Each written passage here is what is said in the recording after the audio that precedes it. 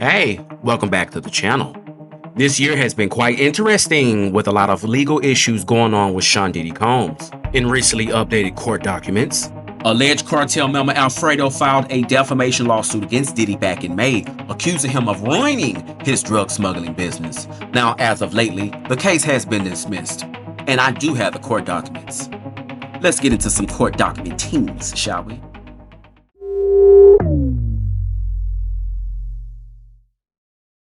All right, before we get started, let's make sure we have our copyright disclaimer under Section 107 of the Copyright Act. Just letting everyone know that this is made for fair use.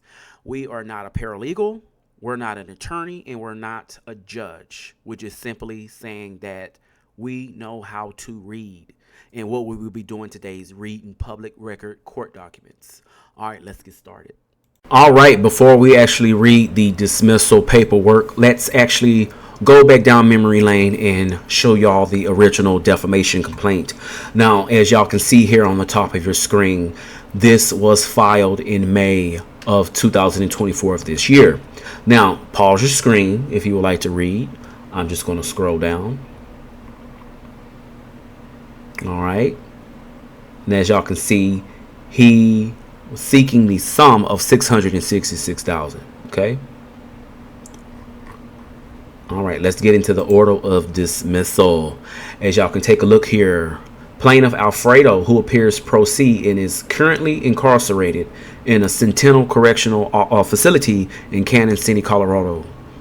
So he's still behind bars. All right. He brings this action asserting claims of defamation. He seems to allege that he is a citizen of Colorado. All right. Now, as y'all can take a look here, he's just going over Big Bad Boy Entertainment and Sean Diddy Combs himself. Okay, let's scroll down. See right here, he alleges as a citizen, the state of New York, plaintiff seeks $666,000 in damages. The court understands plaintiff's complaint as asserting claims of defamation under state law under the court's diversity jurisdiction.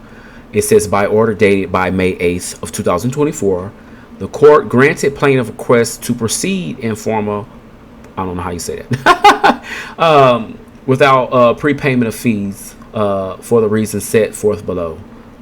And so the court dismisses this action. All right, let's scroll down. Standard of review.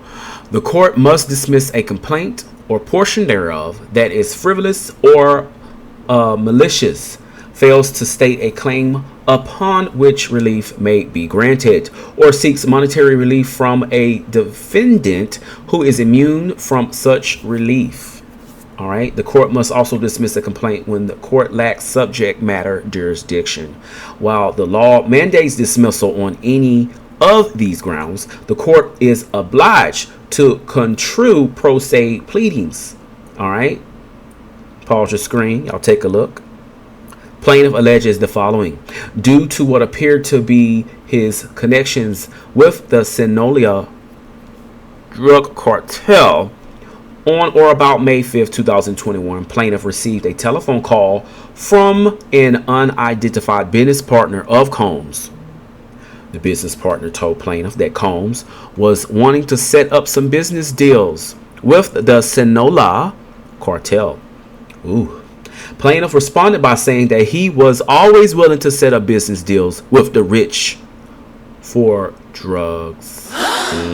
What is he applying here? Ooh. Combs' business partner stated that Combs was looking to make a deal to get some young girls or boys for a party in New York. While plaintiff wanted to speak to Combs himself, he told the business partner that such an arrangement could not happen because the cartel did not escort traffic underage kids. The business partner told plaintiff that he had nothing to worry about because Combs had everything on lock, street slang for no one can F with us. Who? Plaintiff told business partner that there was no money in S-word trafficking. The business partner told plaintiff that he was making a big mistake for not talking to or not taking the offer from Combs, and that he called an end to the agreement. Oh, Jeez. The same unidentified business partner of Combs later communicated again with plaintiff, asking once again if plaintiff could help get some underage boys and girls over the U.S. border and that plaintiff could come to the party and watch the shows that they put on. Plaintiff refused. He told the business partner that he wanted no part in their S-word offender shit. Oh. And told him not to contact him and that Sonolia wants no part in their S-word offender S-word. Plaintiff also insulted Bad Boy. This business partner then told plaintiff that he can make plaintiff life hell because of how much power he has in the streets. Oh. Due to Combs and Bad Boy's defamation, plaintiff has lost all his business contacts in the state of New York. Plaintiff was informed by his own business partner that he cannot do business with plaintiff until plaintiff help Bad Boy out. This has cost plaintiff a lot of money.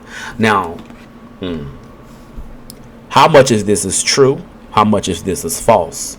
We don't know. Let's keep reading. All right. So, standing. Plaintiff has failed to allege facts sufficient to show that he has standing to assert his claims. Article 3, Section 2 of the Constitution limits the jurisdiction of the federal courts to the resolution of cases and controversies. It shows the 2012 citation and internal quotation marks omitted. Standing to sue or defend is an aspect of the case or controversy requirement. All right, let's scroll down here. Oh, you have to think, is partial of this complaint true? I mean, think about the allegations that he has put forth on Diddy. Even though this case got dismissed, as y'all can see here, this case was dismissed. But how much is this is true? How much is this is alleged? We don't know. Okay? But pause your screen. Y'all take a look. Under the IFP statute, a court must dismiss an action if it determines that the action is frivolous. A claim is frivolous when it lacks an arguable basis either in law or in fact. Leave to amend is denied. Y'all just pause your screen and look at this. Look at the conclusion. The court dismisses this action for lack of subject matter jurisdiction in as frivolous. The court certifies under 28 U.S.C. 1915a3 that any appeal from this order would not be taken in good faith, and therefore IFP status is denied for the purpose of an appeal. Ooh. And then we can take a look at the last document here. For the reasons stated in the August the 12th, 2024 order, this action is dismissed. The court certifies under 28 U.S.C. 1915a3 that any appeal from this court's judgment would not be taken in good faith, so ordered. And again, if y'all would like to read, just pause your screen. All right. And this is just empty paperwork. What are your thoughts? What do you think about this? Even though the case was thrown out, how much of this do you think was allegedly true? Or how much did you think that was false? What are your thoughts? Leave comments, like, share, subscribe.